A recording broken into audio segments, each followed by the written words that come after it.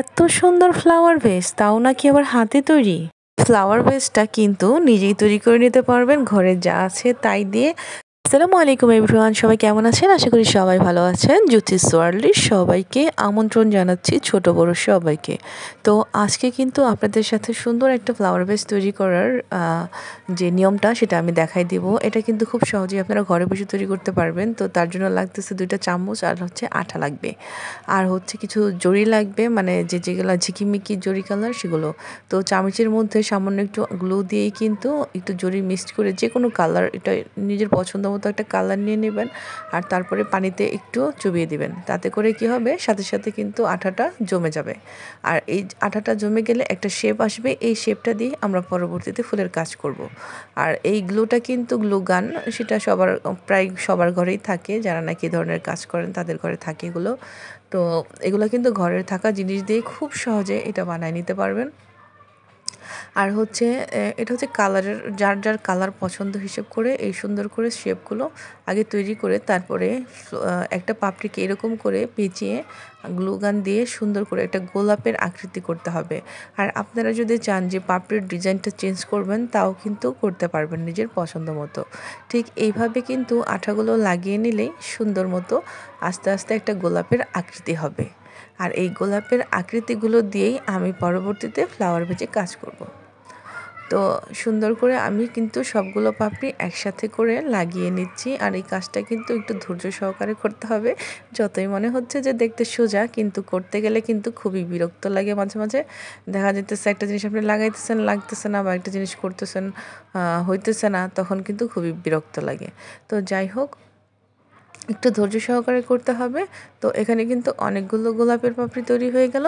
আর এখন কিন্তু এগুলোকে আস্তে আস্তে করে জোড়া লাগানোর পালা হবে।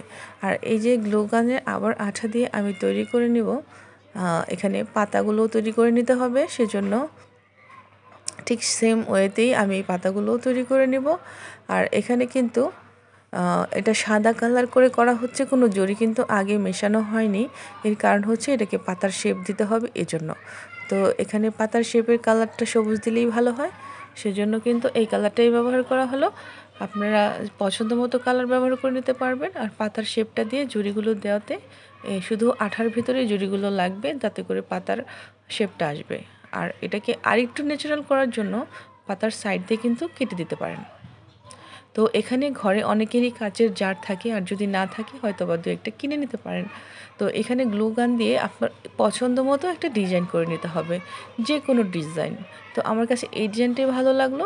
আর এই আঠার ভিতরে কিন্তু এরকম করে সাদা জরিগুলো ছিটিয়ে দিচ্ছি, এর কারণ হচ্ছে যেভাবে আঠাটা লাগানো হবে জরিগুলো ঠিক সেভাবেই বসবে। তো গ্লু গান ব্যবহার করে কিন্তু এই কাজটা একদম হয়ে যায়। খুব একটা বেশি খরচ কিন্তু পড়তেছে না, কিন্তু বানানোর পরে এটা কিন্তু 1000 টাকার একটা ফ্লাওয়ার ভেজ হয়ে যায়। তো দেখতেই পাচ্ছেন এই ফুলগুলোকে আমি আঠা দিয়ে কিন্তু সুন্দর করে লাগিয়ে দিচ্ছি। আর এখানে কিন্তু ফ্লাওয়ার পটটা আস্তে আস্তে করে খুব গর্জিয়াস হয়ে যাচ্ছে। তবে পছন্দ অনুযায়ী আপনারা ডিজাইন অবশ্যই করতে পারবেন।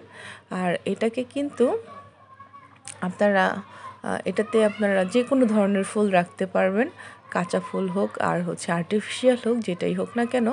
তো এইভাবে কিন্তু ফিনিশিংটা দেওয়ার পরে দেখতে পাচ্ছেন এটা কত গর্জিয়াস হয়ে গেছে, আর কত দামি একটা ফ্লাওয়ার পট হয়ে গেছে। অথচ এটার ভিতরে খরচ কিন্তু সেরকম পড়েনি। আর যদি আপনাদের কাছে এই ফ্লাওয়ার ভেসটা ভালো লেগে থাকে, ফলো, লাইক, কমেন্ট করতে অবশ্যই ভুলবেন না। তো সবাই আমার চ্যানেলের সাথে থাকবেন, আর অবশ্যই ফলো দিয়ে রাখবেন। তো সবাইকে ধন্যবাদ জানাচ্ছি। আর একটা কথা যাওয়ার আগে, আপনারা যদি চান এটাকে ফ্লাওয়ার ভেজ না বানিয়ে এটার ভিতরে কিন্তু লাইটিংও সেট করে দিতে পারেন। তো সবাই ভালো থাকবেন। আল্লাহ হাফিজ, আসসালামু আলাইকুম।